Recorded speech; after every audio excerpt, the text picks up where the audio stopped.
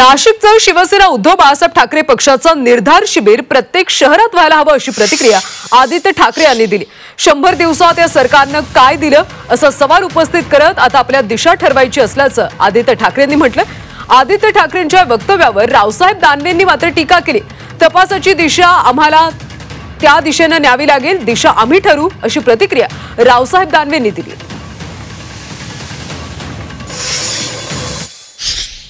तुम्ही मला सांगा, पहिल्या 100 दिवसात काय काय घडलं? एक तरी योजना चांगली आली आहे का कोणासाठी?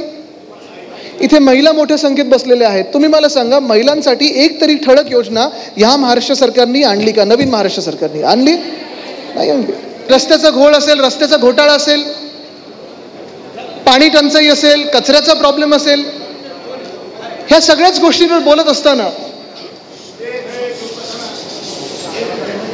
एक जाणवायला लागलं की संपूर्ण महाराष्ट्रामध्ये प्रत्येक जिल्ह्यामध्ये असं शिबिर कमीत कमी विभागामध्ये तरी होणं गरजेचं आहे। कारण आता आपल्याला दिशा ठरवायची, आपल्याला रोडमॅप ठरवायचा आहे की आपण शिवसेना उद्धव बाळासाहेब ठाकरे पक्ष म्हणून असेल, ह्या देशाचे, ह्या राज्याचे नागरिक म्हणून असेल, आपली वाटचाल कशी करणार आहोत।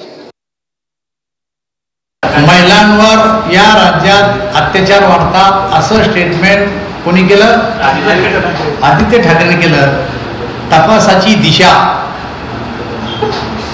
आम्हाला त्या दिशेनं न्यावं लागेल।